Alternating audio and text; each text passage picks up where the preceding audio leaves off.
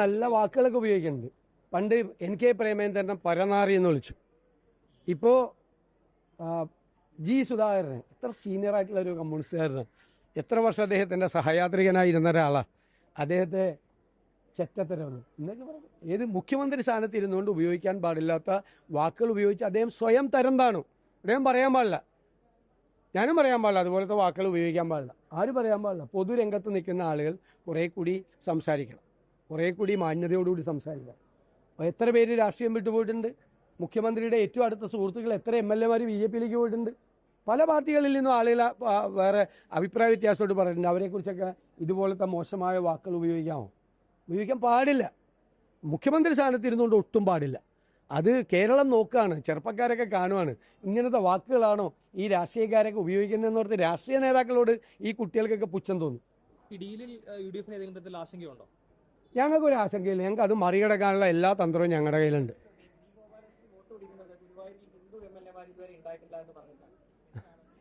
ഞാൻ ചോദിക്കട്ടെ, അതിൽ പൊന്നാനി എന്ന് പറയുന്നത് കേരളത്തിലെ മുസ്ലിങ്ങളുടെ ആസ്ഥാനമാണ് അല്ലേ? ഒരു മുസ്ലിങ്ങളുടെ ഏറ്റവും പ്രധാനപ്പെട്ട ആസ്ഥാനമാണ്. അവിടെ ഹിന്ദു MLA-മാരാണ് ഉണ്ടായിരുന്നത് പലപ്പോഴും. ഗുരുവായൂരിൽ മുസ്ലിം MLA-മാരുണ്ടായിട്ടുണ്ട്. പല സ്ഥലത്തും അങ്ങനെ ഉണ്ടായിട്ടുണ്ട്.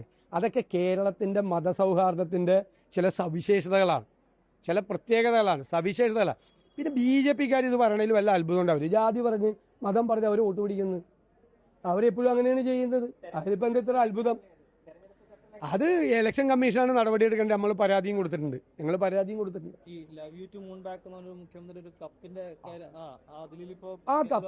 ആ കപ്പ് അവളോടൊപ്പമാണ് എന്ന് അടിക്കുറിപ്പോട് കൂടിയിട്ടുള്ള ഒരു കപ്പായിരുന്നു അല്ലേ? അന്ന് ആ കപ്പിൽ ചായയാണോ കാപ്പിയാണോ വെള്ളമാണോ എനിക്കറിയില്ല, കുടിച്ചു. കുടിച്ചിട്ട് മുഖ്യമന്ത്രിയുടെ ഓഫീസിൽ നിന്ന് എല്ലാ മാധ്യമ ഓഫീസിലേക്കും വിളിച്ചല്ലോ. അതൊന്ന് പ്രത്യേകമായിട്ട് കൊടുക്കണമെന്ന് പറഞ്ഞു. എനിക്കറിയാം മുഖ്യമന്ത്രിൻ്റെ PR അന്ന് അതിനുശേഷം ഇതൊരു മനോഹരമായ വാക്കാണ്, അവളോടൊപ്പം എന്നുള്ളതിൻ്റെ പ്രതീകമാണ് ആ വാക്ക്. മനോഹരമായ വാക്കാണ് ആ കപ്പ്. എനിക്കും ഇഷ്ടം തോന്നി മുഖ്യമന്ത്രി അതുമായിട്ട് നിൽക്കണുണ്ടപ്പോൾ. പക്ഷെ ഇപ്പം മുഖ്യമന്ത്രി അവളോടൊപ്പമല്ല അവനോടൊപ്പമാണ് എന്ന് തെളിയിച്ച്. അപ്പോൾ പുള്ളി പറയാം കപ്പ് വീട്ടിൽ നിന്ന് കൊടുത്താണ്, മനഃപൂർവ്വം ചെയ്തതല്ല, കപ്പ് അറിയാതെ പിടിച്ചു പോയതാണ്, ആ കപ്പിൻ്റെ കൂടെ അല്ല എന്നാണ് പറയുന്നത്. കപ്പിൻ്റെ കൂടെ അല്ല, ഇപ്പം അവളോടൊപ്പമല്ല അവനോടൊപ്പമാണ്. ഞാൻ ഒറ്റ ഉദാഹരണം ചോദിക്കട്ടെ. KB ഗണേഷ് കുമാറിൻ്റെ വിഷയം. ഇപ്പം അദ്ദേഹം പറഞ്ഞു അത് വെറും ഒരു കുടുംബ പ്രശ്നം. ഇതിനേക്കാൾ താഴെയുള്ള ഇത്രയും ഗൗരവമില്ലാത്തൊരു കുടുംബ പ്രശ്നം 2013 അപ്പോൾ ഉമ്മൻചാണ്ടി മുഖ്യമന്ത്രിയാണ്, പിണറായി വിജയൻ പാർട്ടി സെക്രട്ടറിയാണ്. പാർട്ടി സെക്രട്ടറിയായ പിണറായി വിജയൻ പറഞ്ഞു ഈ കുടുംബ പ്രശ്നത്തിൻ്റെ പേരിൽ ഗണേഷ് കുമാറിനെ മന്ത്രിസഭയിൽ നിന്ന് പുറത്താക്കണമെന്ന് പറഞ്ഞു. എന്ന് പറഞ്ഞ പാർട്ടി സെക്രട്ടറിയാണ് പിണറായി വിജയൻ. ഇപ്പം അദ്ദേഹം മുഖ്യമന്ത്രിയാണ്. ഇപ്പോൾ അതിനേക്കാൾ ഗൗരവതരമായൊരു കുടുംബ പ്രശ്നമൊന്നുമല്ല, നിങ്ങൾക്ക് അറിയാമല്ലോ, വേറെ ആളുകളുടെ കുടുംബം ഉണ്ട് അതിനകത്ത്.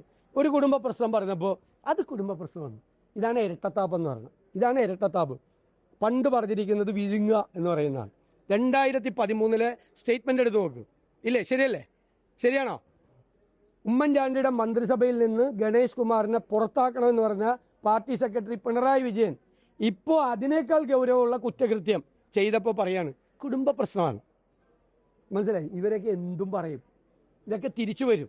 കാലം മുഖത്ത് നോക്കി കണക്ക് ചോദിക്കും. അതാണ് ഇപ്പോൾ ചോദിച്ചുകൊണ്ടിരിക്കുന്നത്. ഉമ്മൻചാണ്ടി അപമാനിക്കാൻ ഈ കഥകളൊക്കെ ഉണ്ടാക്കിയതാണെന്ന്. ഇപ്പം കാലം കറങ്ങി തിരിഞ്ഞു വന്ന്, കാലചക്രം ഉണ്ടല്ലോ, ചക്രമുള്ള കറങ്ങി തിരിഞ്ഞു വന്ന് ഇവരുടെയൊക്കെ മുഖത്ത് നോക്കി കണക്ക് ചോദിക്കും. ബാക്കി തെരഞ്ഞെടുപ്പിൽ ജനം ചോദിക്കും.